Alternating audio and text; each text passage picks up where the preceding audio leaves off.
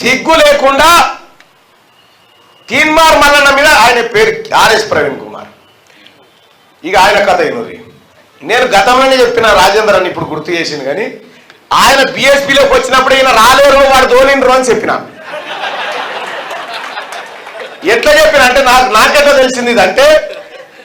తెలిసిందంటే కేసీఆర్ ఇంకొక స్ట్రాటజిస్ట్ ఇద్దరు కలిసి ఫామ్ హౌస్లో కూర్చొని రాబోయే ఎన్నికలు ఎట్లా ఎదుర్కొందామంటే నిరుద్యోగులు యువకుల ఓట్లు కనుక డివిజన్ చేయగలిగితే మళ్ళా మనం గెలుస్తాం అనేది వీళ్ళ స్ట్రాటజీలో భాగం.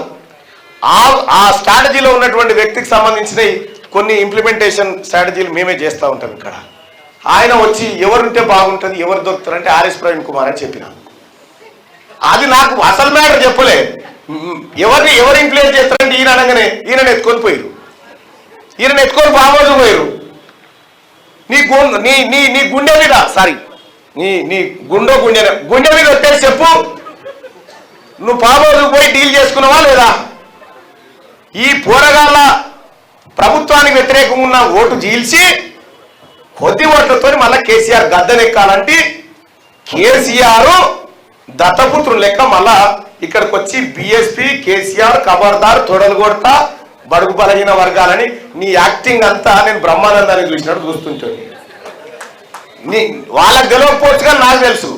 ఆఖరికి ఏం చేసి నడికేనా, నేను ఈయన తమాషా చూసుకుంటుంటే మేడ్చల్లో నేను టికెట్ అభ్యర్థించినప్పుడు కాంగ్రెస్ పార్టీ వేరే వాళ్ళకి అకామిడేట్ చేసినప్పుడు ఈయన నా కోసం ఆ సీట్ ఆపుతా ఉన్నాడు. వస్తున్నాయేమో, నేను ఎందుకు వస్తా నాకు తెలియదా? ఈయన లలితకరుడు బాగా కాంగ్రెస్ పార్టీకే ఓటేయమని చెప్పిన. ఎందుకంటే ఈ రాష్ట్రంలో అధికారంలోకి రావాల్సింది కాంగ్రెస్ పార్టీ అని చెప్పి.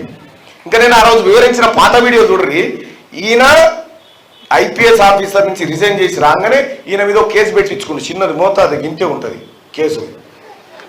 అది ఏది మన డాక్టర్ సూది ఇచ్చిన దానికంటే చిన్నది. ఇంకా అవి ఆ కేసు పెట్టించుకొని నా మీద కేసు పెట్టినట్టాడు. నీ డ్రామాలు మాకు తెలివయా? ఇక ఆయన వచ్చి ఏమంటాడు, తీన్మార్ మల్లన్న మీద 56 కేసులు ఉన్నాయి అంటాడు. ఆయనే వచ్చి క్యూ న్యూస్ స్టూడియోలో నిలబడి కేసీఆర్ అరే సన్నాసి కేసీఆర్ తీన్మార్ మల్లన్న కడిగిన ముత్యంలో ఆయన మీద గిన్ని అక్రమ కేసులు పెడతారని ఇదే ఆర్ఎస్ ప్రవీణ్ కుమార్ అన్నాడు.